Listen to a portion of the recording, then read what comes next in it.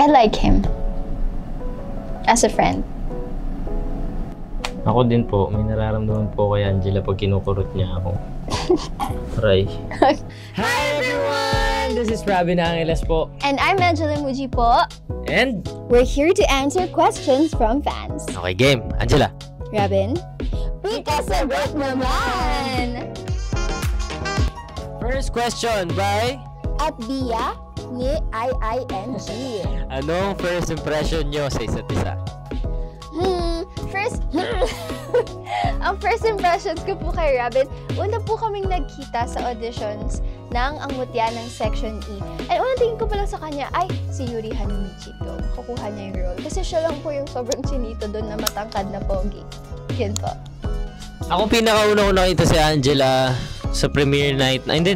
Nakikita ko siya palagi sa Madrid yan. Pag may mga rehearsals ako, nakita ko siya palagi doon. Parang mag-rehearse din sila. Pero hindi pa kami magkakilala, hindi rin kami nagpapansinan. Pinakauna ko siyang parang nag-hi ako, ganyan. Sa audition ng Mutya. Tapos doon parang feeling ko masungit siya. Eh kaso lang, nag-ano lang pala siya, nag-aaral. Nandun lang siya sa phone. Pero online class. Online class. Ayan. At who is, was that Hiesel? Okay. Ano ang favorite bonding nyo off-cam?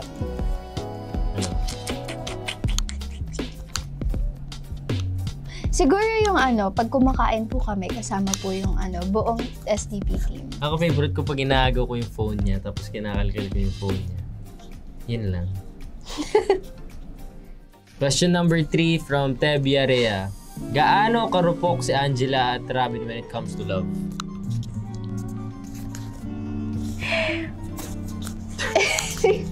Ano po, 50%. Ako, 10%. True yan.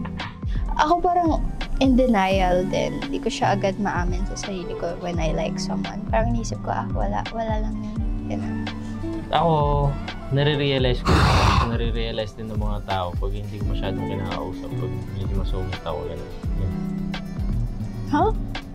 Ano daw? Basta yun. Gusto ko ako kasi yung ninalapitan. Ayoko yung ako yung nag-initiate kasi nga medyo may pagka-introvert ako and nahihiya ako mag-approach ng mga tao.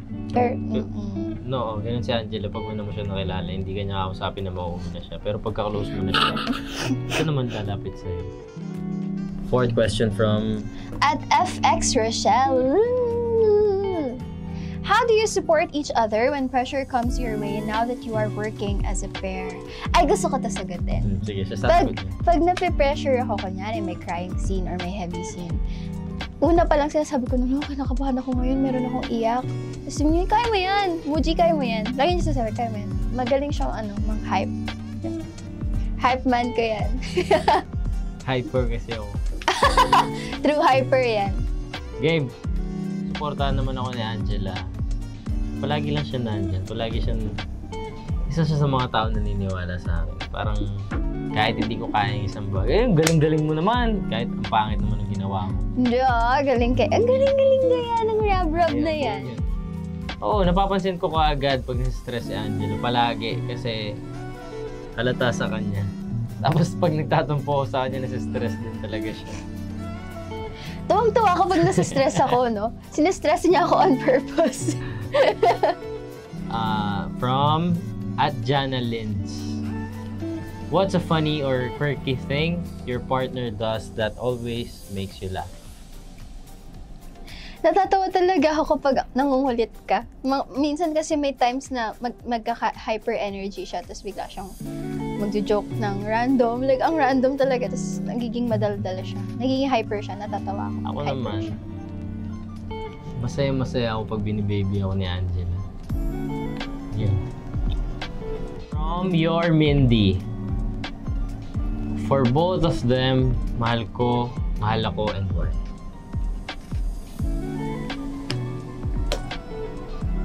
Mahal ako. Kasi, pag mahal ako, mahalin ko din. Ikaw?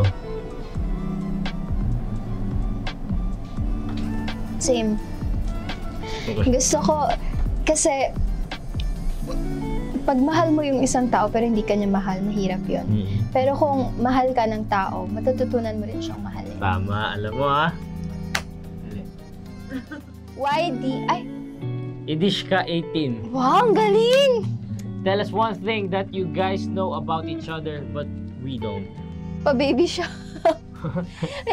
Ay, si baby. Oo, Diba, oo. pretend siya hindi niya gusto, pero, Pag wala nakatingin, gusto ko pala. Aray ko! ay, si baby. Oh, Tama na. Ako Okay, naman. okay. One thing na hindi nyo alam tungkol kay Angela. No. Ano? Hoy! Ano? Yung mga pinapanood niya, yung mga hilig niya. Hindi ko na sasabihin kung ano yun. Pero pag nalaman nyo kung ano yun, ang cute niya pero medyo weird eh. Yun. Parang hindi naman weird yun. Yung mga dal-dal. Oh. Mahilig po ako sa dolls. Okay. Mahilig ako sa pang kid stuff. From Rabjel Haven, what role or moment made you realize and made you think na this is why I chose this path? Ito po, nung binigyan po ako ng chance na maging Alice Cyril Perez, parang ito yung message ko from God na, 'di ba? Buti naniwala ka lang sa akin, hindi ka sumuko. Kasi ang daming times talaga na from 2018, parang gusto ko na talaga tumigil sa sobrang hirap ng lahat. Pero everything that I'm experiencing right now, from the endless work days, the projects, parang ito yung ginusto ko. Like, kahit pagod ako, masaya ako. That's why I chose this path. Ako every time na may mall show, every time na lalabas kami, every time na makakasama ko yung mga fans, ayun, dun ko na-realize na this is why I chose this path. Yes, marami tayong napapasaya, no? Saya-saya ko pag marami akong napapasaya, diba? Fulfilling siya. Meron pa rin, wala na akong doubts. Parang binigyan na ni Lord to. Kailangan ko na lang ayusin, kumbaga. Kailangan kong pagpatuloy yung ginagawa ko. Kailangan mas natututo pa ako, mas lalo ko pagalingan. Ikaw? Wala din. I admit, dati meron, maybe 3 months ago, 2 months ago, ganyan. Kasi wala pa nun. Oo, kasi wala pa nun. So, hindi ako sure kung tama ba or hindi. And marami rin kasing nagda-doubt sa akin. Pero na-realize ko na my biggest believer is myself. So, kailangan kong galingan palagi.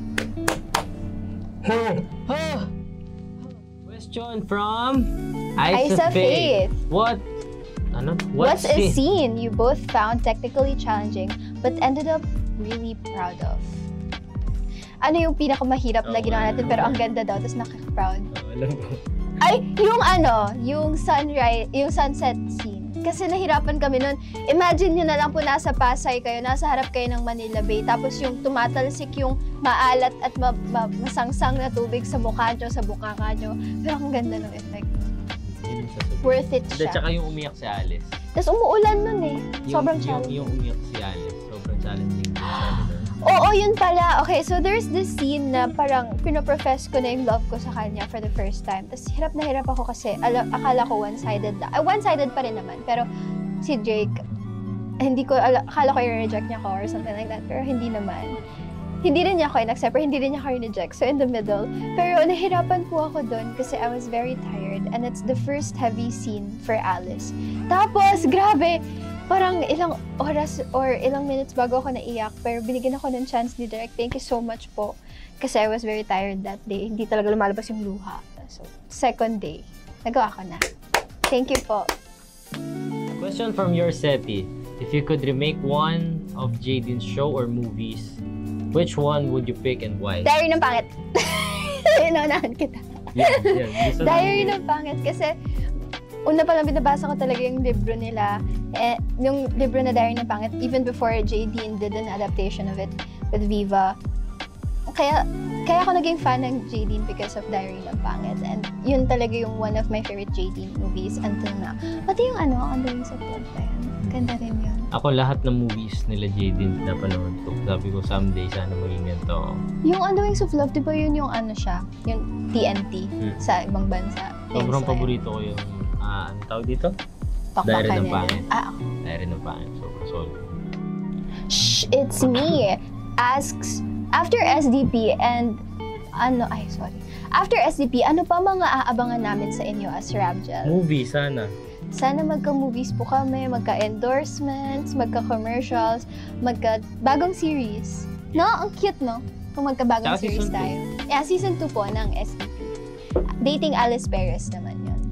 From Can Saulu. Who gets shy faster when the moment feels too real? Wala. Wala naman. Wala naman. Hindi kami nagkakayaan yan. We're very comfortable with one another. From Greja Gem.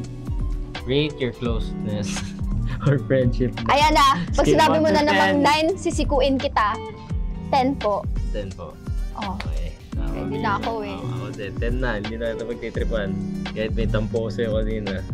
Okay. I am Kisses Monreal. How would you describe your feelings towards each other? I feel very comfortable with Robin. Parang I could be myself when I'm with him. I like him. As a friend. I like him. Ano ba? Bakit ganun? Ako din po. May nararamdaman po kay Angela pag kinukurot niya ako. Aray. Diba? Diba? Ramil Maxine 04 asks, is there a chance na maging more than friends kayo? Wala. Sabi nga niya kanina, I like you as a friend. O bakit?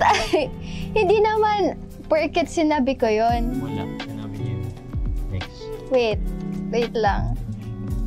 Ako ang sasagot. Pero sa akin na. If magkagusto siya sa akin, tapos ligawan niya ako, yes, may chance na maging kami. From It's Robin Source _ ano yung message nyo sa isa't isa? Ang sasabihin ko lang kay Angela, I'm proud of you. Ang galing-galing mo, hindi ka sumuko, and malayo po mararating natin. Dapat tulungan lang tayo hanggang doon.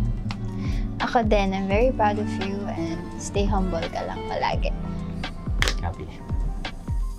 Ayun, maraming salamat po sa panonood. Ako nga po pala si Robin Angeles. At ako naman po si Angela Muji. At manood po kayo ng Seducing Drake Palma sa Vivo One. Every Friday, fresh new episodes po. And manood din po kayo sa TV5. Primetime Yes. Primera, 6:45 PM. Maraming salamat po ulit. Bye-bye!